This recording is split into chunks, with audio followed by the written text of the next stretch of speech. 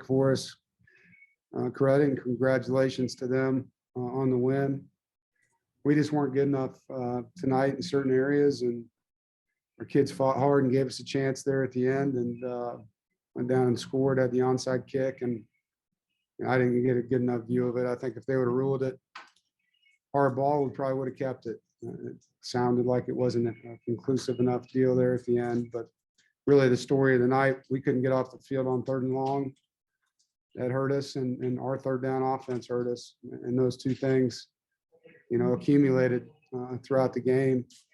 So there were some really, really good efforts in the game, but can't give up 42 points, 45 points and win. And offensively, just took us too long to get going. In the first half, we didn't get enough points on the board. Questions? Questions for Coach?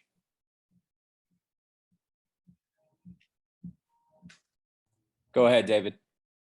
Hey, Dave, just looking at the stats, Devin Leary threw the ball 59 times. Was that kind of the plan going in, or was it one of those situations where, take what the defense gives you? No, we got behind, so that attributed to it. But they had some injuries at corner, and we felt like we could run by them, which we were. So it was really more of trying to take advantage of what we were getting matchup wise, with Emeka and a backup corner because their guys hurt. We felt like that was good. And, if we don't turn the ball over, we're moving the football and probably getting some more points on the board. And that hurt us, lose the turnover margin on the road, you're not going to win many games. Go ahead, Luke. Hey, Dave, you mentioned the 3rd downs on defense, and especially on that 6-minute drive they had there. Anything you can point to with that? Is that something you have to look at the film, or were there things you could see happening that you didn't like? Our corners didn't make any plays. We either PI'd them or had a ball completed on us multiple times. It just didn't make any plays at corner in that drive. And we tried to play coverage. We tried to blitz, and we had 14 penalties. I don't know how many of them were PIs or holding in the secondary, but there was a lot of them that were. And I need to watch the film on them to see if they're all legit. But we need to play the ball better and play with poise. And they throw a deep ball, we got to turn our eyes and our head and look for the football like we're coached. We didn't do that. Go ahead, Brett. Dave, what went into the decision to not kick the ball out of the end zone at the end of the first half after you scored? We were kicking into the wind and felt like we could deep squib it and keep them from getting a return. Unfortunately, the ball bounced one time right to the guy. And so it's just a bad bounce, man. And again, we could have kicked it deep and hoped it would have gone in the end zone. Just, usually in a situation like that, you're trying to get, them away from being able to run their return the right way and throwing off the timing of it. And we were hoping that ball would bounce multiple times down the field, not one time right to them. Go ahead, David. Yeah, it felt like almost every few plays there was, injuries, especially, with your team. Had you ever experienced anything like that in your career with that many concurrent injuries?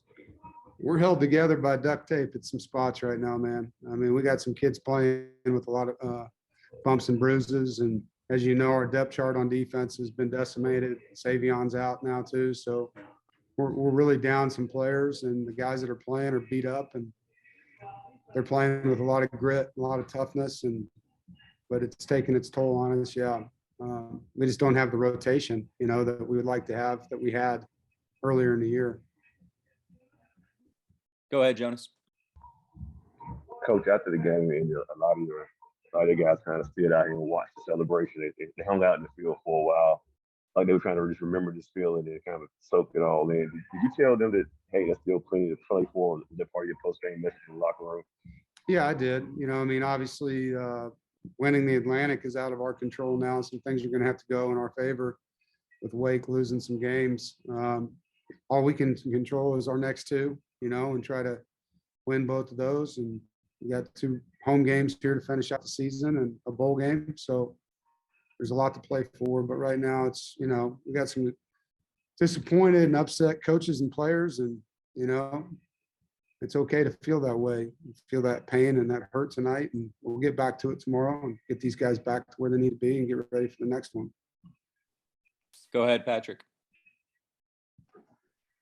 Coach, there's been a lot of talk about, writing your own story and controlling the destiny, as you just mentioned. I mean, how does that story change from here? Well, we don't control the destiny anymore. So, at this point, it's how we respond to adversity and how we finish.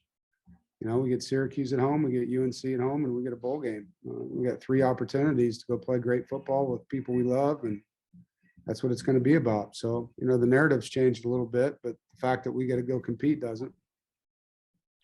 Last question for Coach from James Henderson. Hey, Dave, you just completed 4 out of 5 on the road. I don't know if that was the first time you've done that. I mean, at state, was it? And how tough was it having to deal with that? Yeah, and I think 4 of the 5 were at 7:30. So it's been a long 5 weeks, man.